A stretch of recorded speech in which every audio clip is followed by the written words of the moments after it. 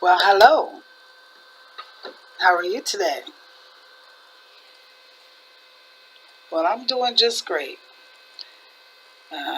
Thankful I woke up 6 feet over, not under, alive with another chance. I just tied a knot in the rope, hanging on and won't let go, about as well as anybody else. What do you think about that? My name is Miss Alexis. Actually, Cassandra Brand, aka Miss Alexis. And I want to give you a brief explanation on that. Not that I feel like I owe anyone any explanation, but so that you can get to know me and where I'm coming from so that we can have a common ground. My birth name is Cassandra Brand, but I'm also known as Miss Alexis. Now, Miss Alexis is my stage name. The world is my stage.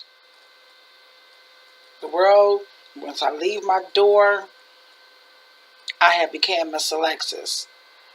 But I've gone through some transformations where God has delivered me from Miss Alexis, and she's dead. You know, she no longer lives. But to not give anyone any room to say, "Oh, I know her. I know Miss Alexis, or I know Cassandra." Okay, so nothing to hide. I put everything on the table, so that way I'm free.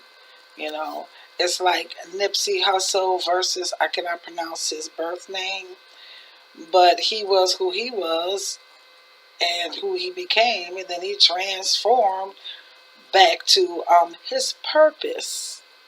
Isn't it beautiful? You know, we all drift away, but we all find our way, especially if we have a purpose. But in order to get purpose, we have to get closure. And I don't want to like zoom in, just like I'm preaching or teaching, but I'm very excited. And it takes a lot for me to really get on this channel, to share this information, to express, to teach, to testify, however you take it. I just hope that you get it and you hold on to it. Tie a knot in the rope and hold on and don't let go. Okay? So, like I said, my name is Cassandra Grant. I am the author of The Purpose of My Closure. I have volume 1 and volume 2 and volume 3. And I have been working on volume 4 for a very long time. Ooh, God, excuse me. But it's just never, I'm not going to say it never was the right time. I just wasn't ready. I guess now is the right time because I'm here. You're here. And it's not by accident or mistake that you are here. But there's so much just going on in the world. I'm going to stay focused on what I have to say, and hopefully, things will connect for you. Um, and your own personal situation, issues, position, whatever you may going through, or whatever you may have been through. I hope that you will find purpose and closure here. Now, this is Purpose Closure Part 3. I did 1 and 2 on how it began, and I noticed in my stats that a lot of people were very much interested in purpose closure versus the clips that I post, like with Cardi B and Nipsey Hussle. And the reason why I did posted them was because it supported what I write about. It supports what I testify about. It supports what we as a community has gone through, been through. But we never get closure, you know. I read the first part. Today we are going to do the forward of my book, which is called The Purpose of Closure. Now, this is volume 2, which is a spin-off. I don't have volume 1 with me, but it is pretty much of a spin-off. Like we said, oh, it's the same book, but no, it's noted with answers and intervention, because as you go through, I found closure. The thing was, I just start writing, and when I start writing and I put it in words, I start getting closure because people came out of nowhere. And I'll get to you on that. Okay, when you grew up with people you haven't seen 5, 10, 15, 20, 25, 30, 35, 40. I'm 54. So in my case, it may have been like 50 years. In your case, it may be 3, 6, 9, 12, 15, 18, 21, 24, 27, 30. And, it's a difference, but it's still the same point of purpose and closure. Now, first, I just wanted to thank all my fans and everyone, for the support and overlooking in my book and the misspelled, phrases, I made in my first volume. Because at that time, I really did write. I mean, I went deep into the mind of a child. And I must say, I wrote like one. Because I wrote what I saw. I wrote what I felt. That's why sometimes you have to go to the beginning or how it begins so that you can go to the next level. Because a lot of times people just say, oh, the past is the past, don't look back. But you have to deal with where you've been in order to where you're going. And I'm gonna put it a different way for quote unquote religious Christian people, but really mine's is the reality. They say, oh, go back to your first love. See, that's my beginning, because I was raised holiness. I was raised in the church. And I'm not a religious person. I'm non-denominational. I don't believe in any religion. I just believe in God and His uncompromising word and His intimate and personal relationship that I have developed with Him, that I've experienced personally. I cannot speak for anyone else. But I just want to start by reading each chapter. And what we'll do is we will convert back and forth. Right now I'm doing a recording because they changed some things, and as I said, this is new to me. So I got to get this out here. I've been trying to get back online and go to part 3 for the longest. It seems like every time I try to go back live, something always pops up. So I'm like, okay, I'm just going to do a recording and then upload it. So, what you see is what you get. Ain't nothing fake about me. Now, going back to the forward of my book, where I was saying I wrote my first volume out the mind of a child. The first 5 years of a child was vitally important. During the process, I had several unanswered questions. And I'm sure that those of you who read my book, when I first read that, wrote that first chapter, first volume, you probably had a lot of questions too. But that's why volume 2 is noted with intervention and answers. So what I did this time was make notes with thoughts, answers, and emotional responses, and sealed some episode with scriptures to help you relate better and realize that you are not alone. I am very candid in my writing, and some of you may find it offensive. The truth hurts, but it will also set you free. It did for me. Now a lot of people are talking about purpose, setting free, molestation, things like that. There's nothing new under the sun and the moon. I did not create this.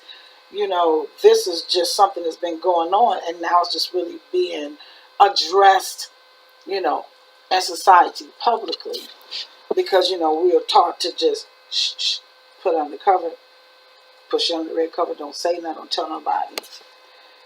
But please keep an open mind. I'm not looking for any sympathy or kudos. My objective goal is focused on healing myself and the characters in my book as well, and they know who they are. Okay. Now I changed the names to protect the people, but they know who they are. If they read this book, they know who they are. Now, since the first volume, folks have been dropping away from me like flies in fear of me exposing them for capital gain. I am not exposing anyone in this book because I'm trying to make money off of them. This is my story. It's my story. I lived it. You were a part of it. Okay? So, I'm not trying to drop names or expose anyone. I just want to share my story because I really want to help that next young lady that is going through or been through what I've been through, or what I might still be going through. You just never know. You meet people where they at. Just as long as you be true to thy own self. So this is not my intention. I can only tell my story for God's glory. This book is an intervention from the first book, The Purpose of My Closure, How It Began, Volume 1. All right. Now, I'm going to not discuss my family history,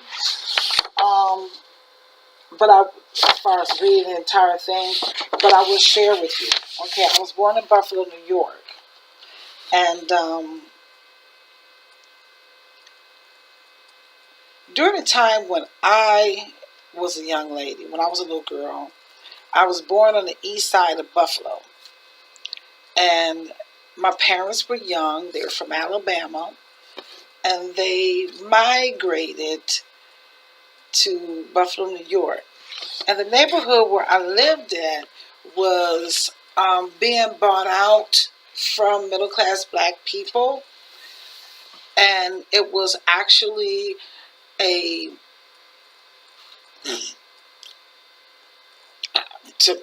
when I think about it now, but then, black people that was middle class thought that they were lower class than the people they was buying the houses from during that time, which was been like high class, Polish or Italian, culture.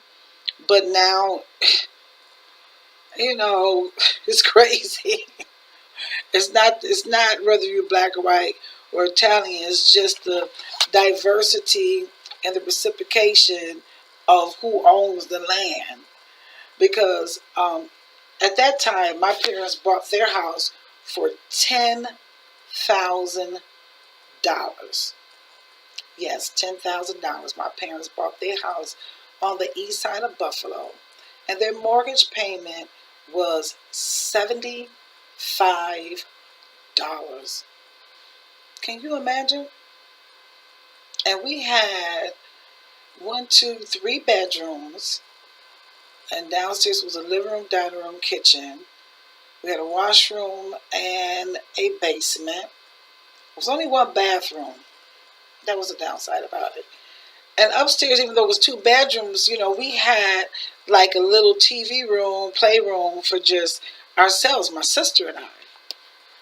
And I know this for a fact because I would go and pay the mortgage, go with my dad to pay the mortgage, to the owners of the house. And, my family moved there in 1966. And this is 2019. And guess what? Yes, they are still there. So the house been paid for 150 times. And I'm not downing, my family or anything like that, but over 50 years, it should have been in a different, situation. because the house is only $10,000, and like I said, it's been paid for over and over again. You know, um, and that's another story. We'll talk about that later on, because we as people, which I'm talking about the neighborhood, not the hood. When you don't take care of your business, that's when it becomes the hood. When you don't take care of your neighbor, that's when it becomes the hood. And that's where I'm going with this. But I'm just, I'm just want to just give you, paint the picture. Okay. Now, on my family history, once again, I'm the baby. Okay, now my mother was married before. She had 2 children, and I'm the baby, and I got another sister with my father. So you got merging families, okay? And it is very challenging, even today, with merging families, versus back in the day when there was merging families, and to me, it was even worse because they had already rooted it with pushing things underneath the rug and not addressing things. So, and the next generation, it just became worse because they never dealt with, what was in the household. They was like, okay, whatever happened in the household, you don't discuss in the outside. You just go out and, you look like a happy family. But when you in the house, and you with your family, you don't even know who your sister, brother is. You don't even know who your mama, daddy is. It's deep. But we're gonna hold on to that. Just stay focused, all right, and stick with me. Now, I take these glasses off because they're not really prescriptions. They get a little bit blurry sometimes, and my eyesight is challenged. I'm not going to say, oh, my eyes is this. I'm just saying it's challenged. Okay, so follow with me. Like I said, my mother was previously married, so we had a merging family. Now, I am the baby. Okay? Now, I'm moving forward from the family history because I don't want to disrupt anyone as far as their perception, as far as the family history. I could only tell my immediate side, but I will tell you this, okay? Because my mother and my father is my mother and father. My mother is a young, my father's a brand. And my family originally started Buffalo Chicken Wings in the 1950s. Yes.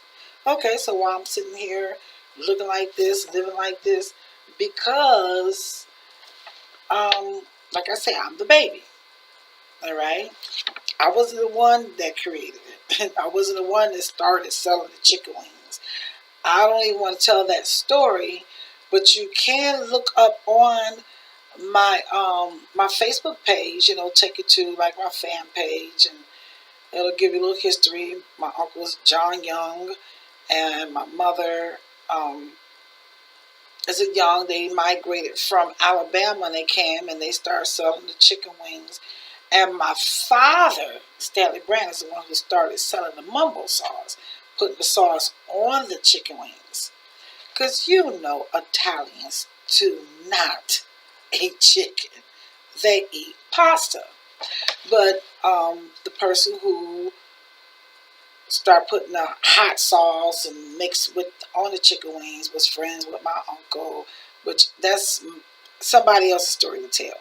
I can only tell my story from my father's side. Okay?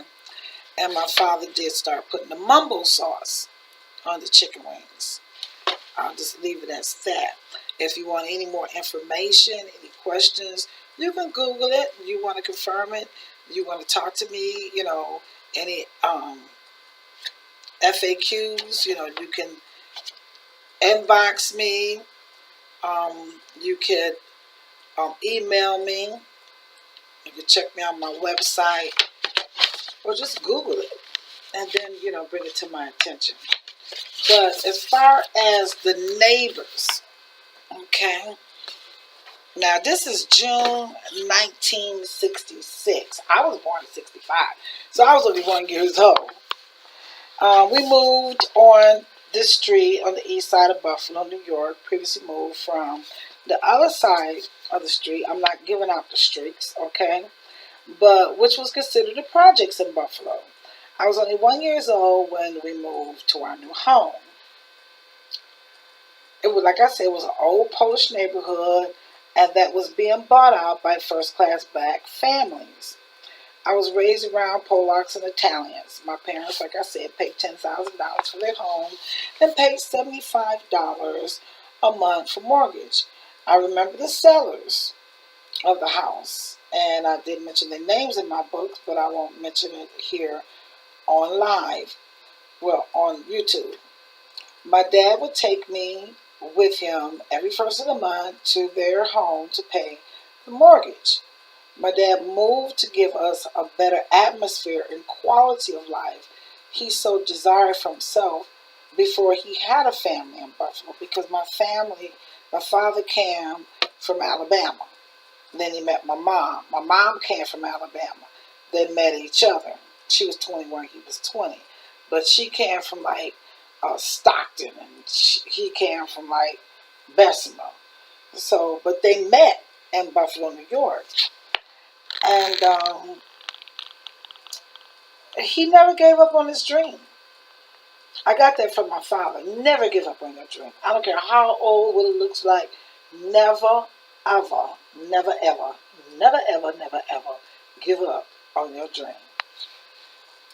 Now, this was the reason he moved to Buffalo in the first place. Or was it really? He also took the responsibility of my mother's first 2 children from her previous marriage.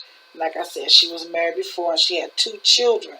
So anytime you find a man that's going to take you and your children that's not his, you got a good one. Okay? Something to work with. I'll put it that way. Now, 2 years later, 1968, my parents established a soul food restaurant named Getting Split, located on Genesee and Jefferson Street. It was based on the original idea, which was from my uncle, John Young, Buffalo Chicken Wings, that was never patented, and another competitor duplicated his idea. That's why we have to patent things. Okay, we have to establish foundations and build legacies. And because our people are ignorant, stuck in their ways, don't want to share information, insecurities, or whatever the reasons may be. Okay, when you come up with an ideal, patent it, copyright it. There's nothing new under the sun or the moon, but there's always got something, another twist that makes it different. Like chicken wings was way before my father was here on earth, my mother and her family was here on earth. The Italian guy from Anchor Bar was here on earth. Chicken was here before them. But the twist is, okay, one didn't cook chicken. He cooked pasta. But what it be different because it was Italian and he started cooking chicken. And he put sauce on it. With my uncle and his family, the Youngs, they fried chicken, but they made it in orders. French fries, side orders, the wings, the breast. I guess that's where I got that from. You got a whole body. Okay? Either you can sell a whole chicken to get one price, or you can sell the fingers and the arms and the breast and the back and the butt and the legs and the thighs and the toes and get more money. You understand what I'm saying? It's marketing. But then when you put that mumbo sauce on there, that even made it more different, more unique. You get what I'm saying? So they never patent it. So if you got an ideal, and it may be like, oh, they copied from me, but still, you just may have that one twist, one thing that you do different. So, but it's been documented that John Young, who is my uncle, my mother's brother, who she worked and put 50 plus years working in the family business, was the true founders of Buffalo Chicken Wings.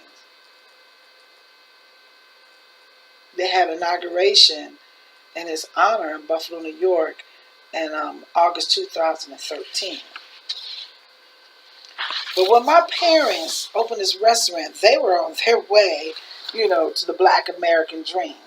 I could see their plan because the next year I would be starting school full time. Now, we're going back now. We're not talking about like tomorrow, yesterday. We're talking about in the 60s, okay? Now, I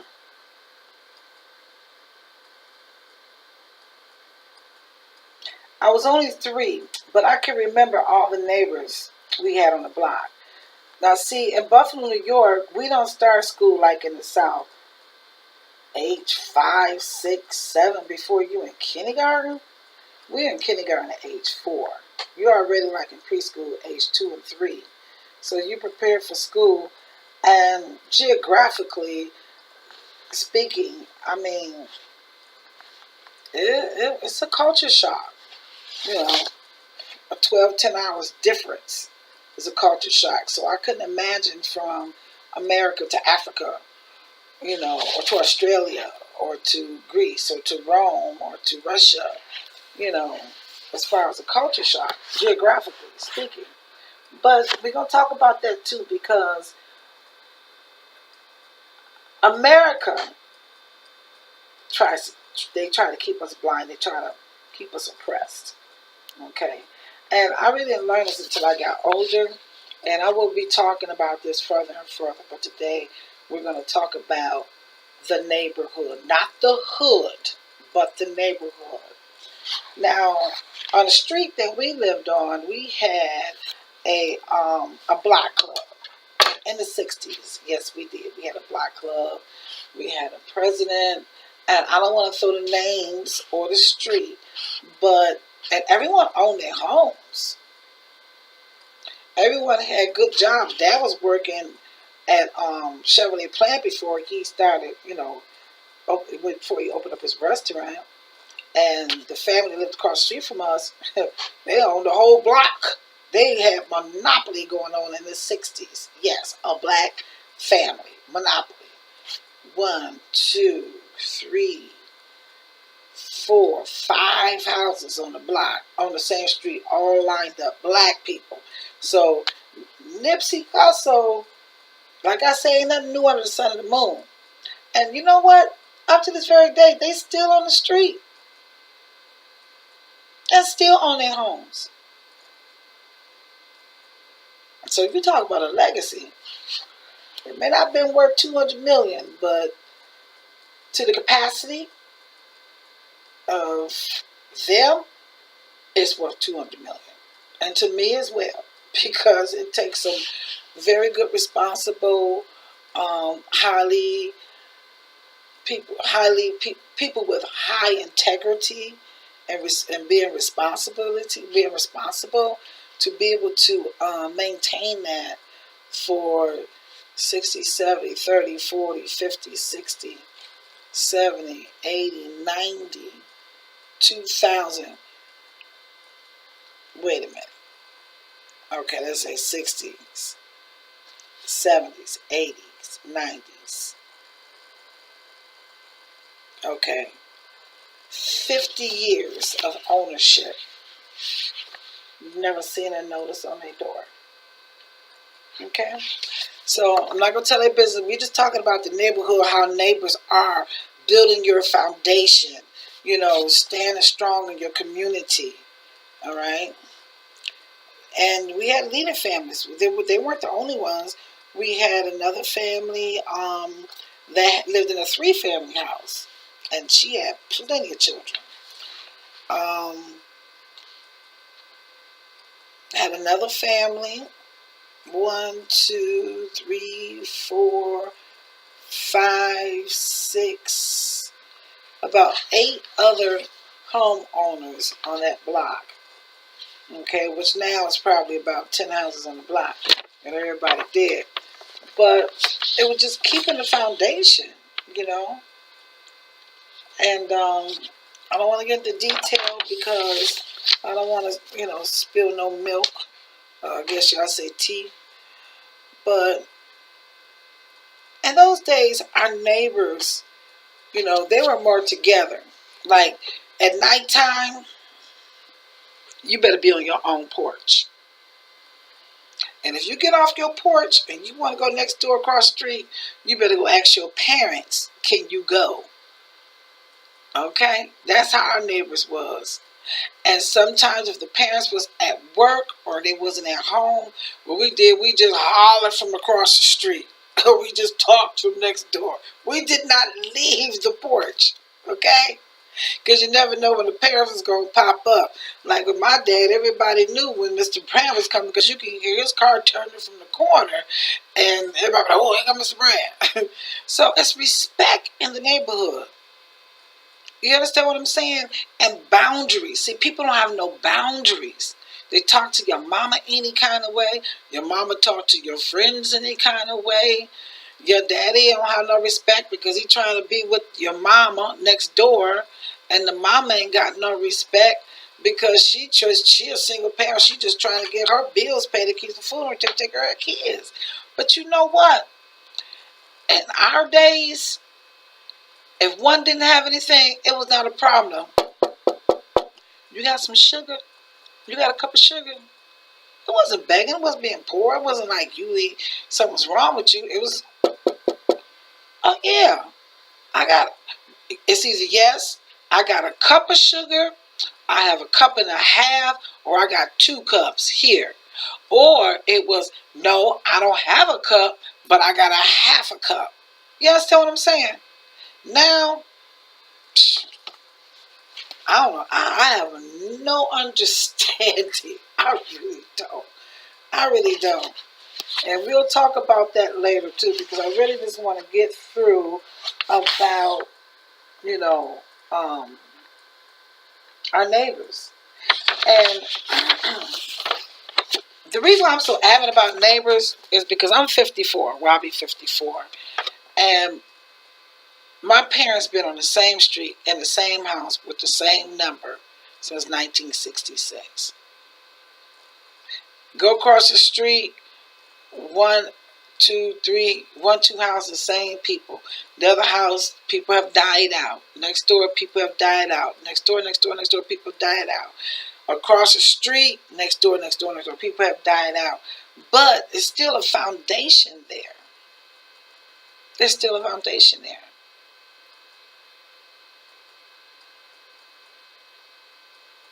But there's always that one neighbor. It's always that one neighbor.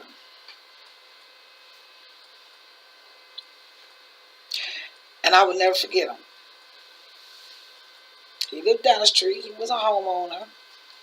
He would give us candy, pay us go to the store, sit down on the porch and talk to him.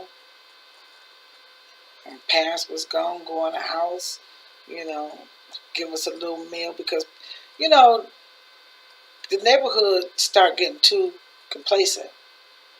That's what makes it a hood, when you take the neighbor out of it. Okay? And we will continue this on part 4. But this one was giving you the foundation about the neighborhood versus the hood. Now let's talk about the hood. The hood has no supervision. The hood is for survival. The hood is for, I don't want my family to look bad. I don't want nobody to know. The hood is pride. Yeah, that sums it up. The hood is pride, but no more. And I wrote down a few little examples as what you can do to prevent that. Okay, if today, okay, Cassandra, how can we make a change from then now the way people are today? Well, I just gave you a small example right here. Hello, Miss. My name is Mary. At the right appropriate time, you just don't go over there as soon as you see people moving furniture out the U-Haul, okay? Or you peeping through the window and you looking at them and giving your nose up in the air because they new in the area. At the appropriate time, and you will know if your heart is pure, if you got the right motive, you will walk up to them and you'll say, "Hi, my name is Mary. I live across the street. I've been here for 10 years. It's a pretty good neighborhood. It's pretty quiet. Most of the people have been here for years." That's to break the ice. You ain't got to volunteer until every neighbor's business. You open the door just by, introducing yourself. And then they're going to either say, "Hi, well, my name is Joanne. I just moved here. I'm from Atlanta. I'm from around the corner," you know. Then, "Well, I have 4 kids." Then, "Well, I have 3, or I don't have any children." You just open that conversation. You don't have to go and talk about everybody, because that's how people just shut down when you go in and start telling everybody business. Because tell me, a dog that brings a bone will carry a bone. Trust me. Don't ever forget it. That's old school. That'll never change. That's the truth. I see it all the time. So I'll just give you a little example, how to break the ice with your neighbor, especially if she's a single parent, which you don't know what her situation, what she came from or anything. You can't judge her because she's moving her house and a SUV or U-Haul, or if you see her with 5 men, or if you see her with 10 women. That's not your call. Your call as a gatekeeper in your neighborhood to make sure it won't be turned into a hood is to be friendly. Am I my brother's keeper?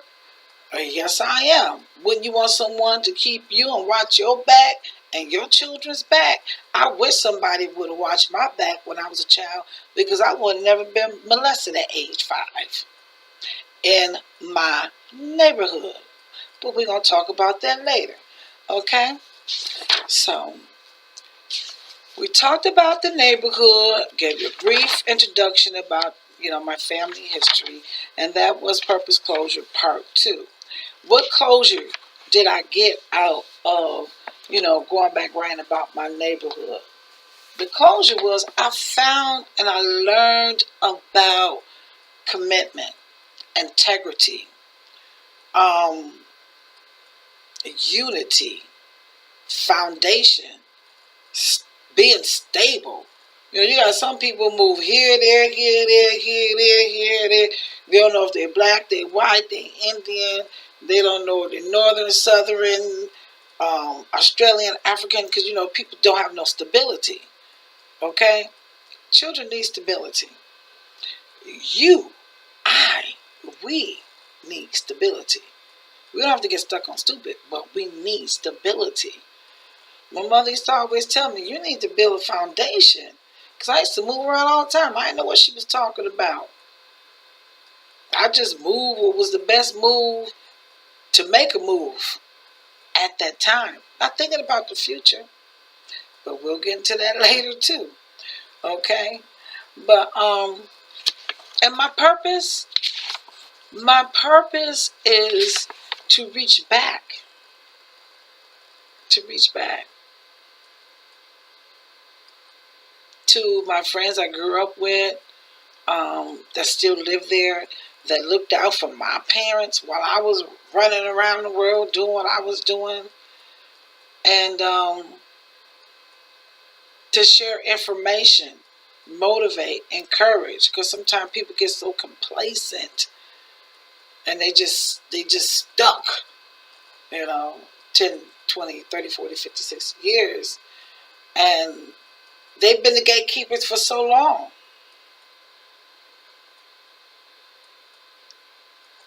Well, I did everything I wanted to do.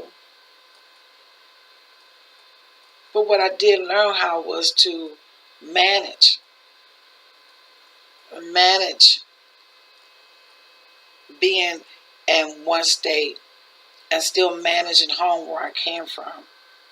We will talk about that later. So purpose closure, you have to get closure and enter into your divine purpose.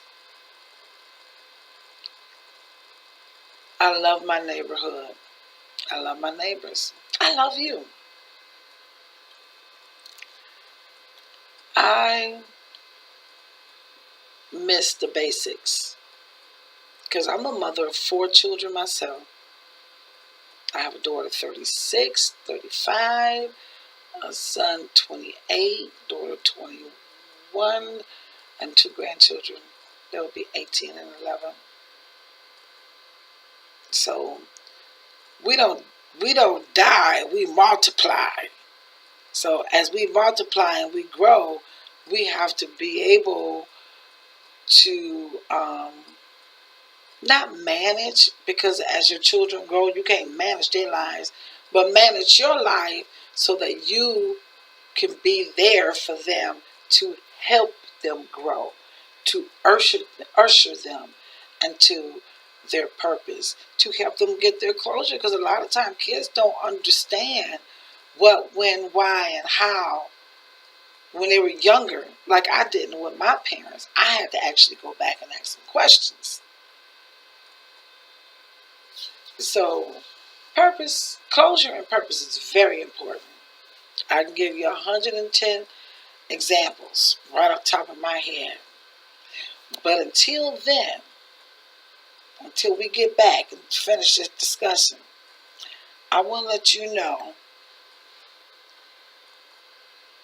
that no matter where you are, what you're doing, how you living, whatever situation you're in, you can change for the better. It just takes a mindset, a made up mind.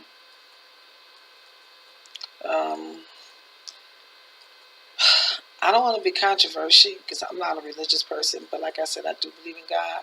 I do believe in Jesus Christ. I accept Him as my personal Lord and Savior because it's something way much powerful beyond myself that empowers me. Because when I think that I know it all or I got everything under control, straight down the ditch, you know. But when I humble myself and I meditate on the words of God and His love and embrace His presence, you know, and allow for my thoughts to, could never be like His thoughts, but His thoughts could never be like our thoughts, but to have the mind of God, you know, a mindset of God, it would change your life tremendously, because it will change my life. And I'm grateful. And I'm looking forward to many, many more videos. What I need you to do, please comment at the bottom. That's very important to me. I want to make sure I'm not talking to myself.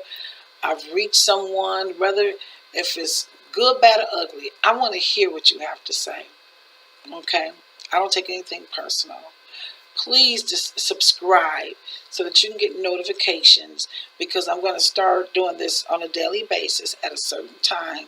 And when I go live, you can get the notifications, and at least you know that I'm either online or I've been online, and you can come back and check it out, because every time I get on this line, I'm going to give you some food for thought, some closure to help you enter to your divine purpose. The little things. Never despise small beginnings. It's the little things. And it starts from childhood. So please subscribe. Share this video with someone that you think that may get something out of it. And like I said, comment. And also like it. Like the video. Okay? I really enjoyed this time with you. I'm looking for many, many, many more. All my personal information is on my page. Website is www.thepurposeofclosure.com. You can purchase my books from in my bookstore. You can also have direct access to my YouTube channel there, all my social media, which is Instagram, Twitter, Link, Facebook, yeah, all the social media. When you go to the home page, it'll be like on the right part. You can just click join, follow me on all the social medias, invite other people, because we're going to make it through this journey together, okay? No man can survive on an island alone by himself. We all need each other. We all need encouragement. We all need the truth.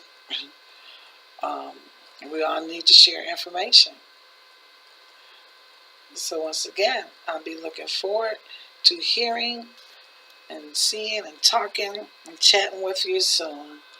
And my name is Cassandra Brand, aka Miss Alexis, at www.thepurposeofclosure.com. Thank you for subscribing in advance and liking my video and sharing. All donations is appreciated. I have my Cash App and my PayPal at the bottom, which I ain't begging for no nuggets, but I appreciate them all. That's that Miss Alexis in me. All right, thank you. You have a very blessed and productive day. Ciao.